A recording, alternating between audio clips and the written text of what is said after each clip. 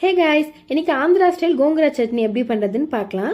இதுக்கு தேவையான இன்க்ரீடியன்ஸ் வரமிளகாய், மிளகு, சீரகம், மல்லி, வெந்தயம், ஒரு கட்டு புளிச்ச கீரை.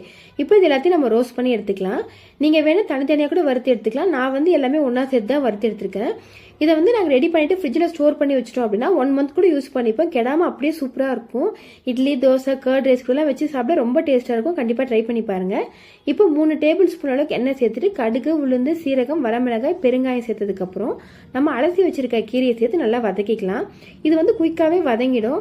ஆனால் ஒரு 10 to 15 மினிட்ஸ் வந்து நல்லா லோ ஃப்ளேம்லேயே வச்சு வதங்கணும். அப்போ தான் டேஸ்ட் வந்து நல்லாயிருக்கும். இப்போ இந்த கீரைக்கு தேவையான அளவுக்கு உப்பு சேர்த்துக்கலாம். இது நல்லா வதங்குறதுக்குள்ள நம்ம வந்து எடுத்து வச்சிருந்த மல்லி, மிளகு, சீரகம் அதெல்லாம் வந்து நல்லா பல்ஸ் விட்டு இந்த மாதிரி பவுடர் பண்ணி அரைச்சி எடுத்துக்கலாம். இப்போ பாருங்கள், கீரையில் இருக்க எண்ணெய் வந்து நல்லா பிரிஞ்சு வர ஆரம்பிச்சிருச்சு. இந்த ஸ்டேஜில் வந்து பவுடர் சேர்த்துட்டு லோ ஃப்ளேம்லேயே ஒரு 5 மினிட்ஸ் வதக்கணும் அப்படின்னா சூப்பரான கோங்குரா சட்னி ரெடி. இந்த ரெசிபி கண்டிப்பாக ட்ரை பண்ணி பாருங்கள். இன்னொரு ரெசிபியோட நெக்ஸ்ட்